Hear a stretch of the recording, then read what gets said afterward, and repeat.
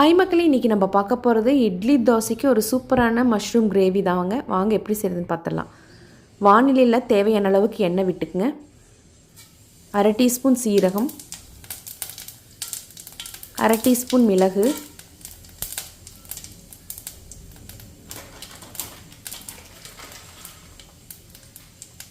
ஒரு டீஸ்பூன் சோம்பு.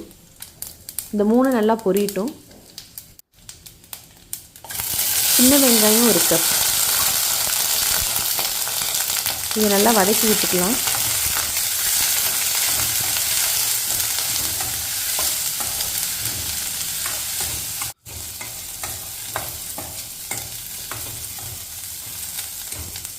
கசகசா ஒரு டீஸ்பூன், பட்டை ஒரு இன்ச்சு, ஏலக்காய் 1 தோல் உரிச்சது, கடல்பாசி ஒரு டீஸ்பூன், கிராம்பு 2.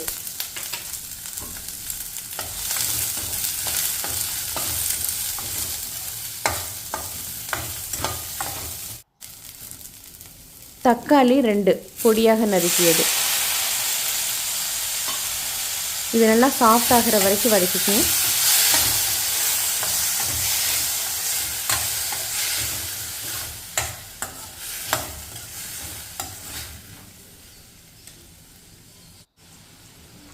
முந்திரி 6 to 8 நீங்கள் ஊற வச்சு கூட இதில் சேர்த்துக்கலாம்.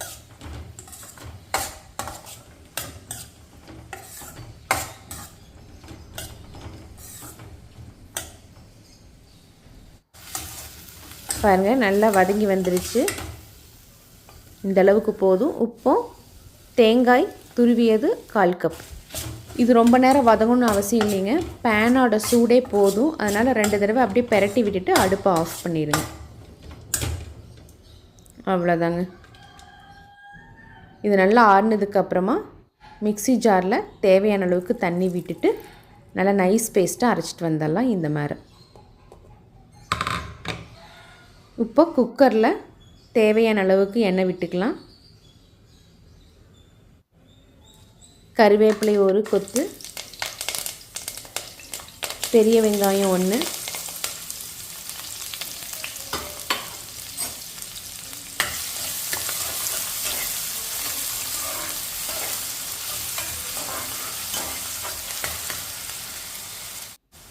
இது ஓரளவுக்கு வதங்கினதுக்கப்புறம் 1 டீஸ்பூன் அளவுக்கு ஜிஞ்சர் கார்லிக் பேஸ்ட்,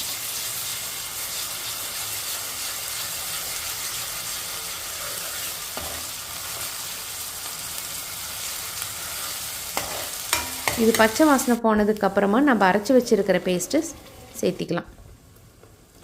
கொஞ்சமாக தண்ணி விட்டுக்கலாம்.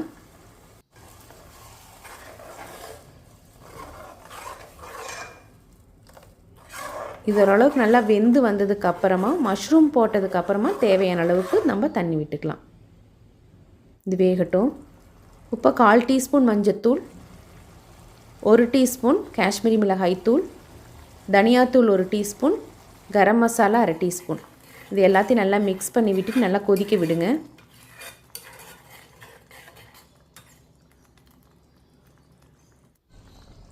உப்பு தேவையான அளவுக்கு சேர்த்திக்கலாம்.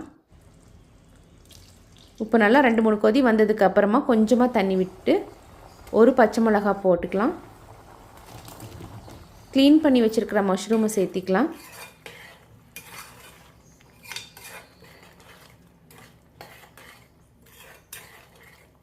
குக்கரில் வைக்கிறதுனால தண்ணியோட அளவு இதே போதுங்க. பெருசாக தண்ணி குறையாது உங்களுக்கு. இப்போ மூடி போட்டு 3 விசில் விட்டு எடுத்துக்கலாம்.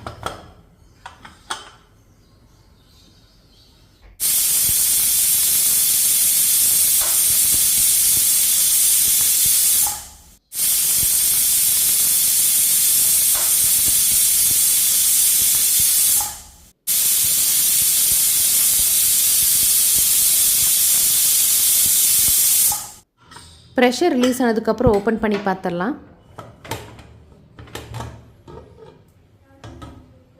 நல்லா கமகமன்னு வாசமாக இருக்குதுங்க. மேலே அப்படியே கொத்தமல்லி தழை தூவி விட்டு சர்வ் பண்ணிட வேண்டிதான். சூடான இட்லிக்கு தோசைக்கெல்லாம் இந்த மஷ்ரூம் கிரேவி நல்லா இருக்குங்க.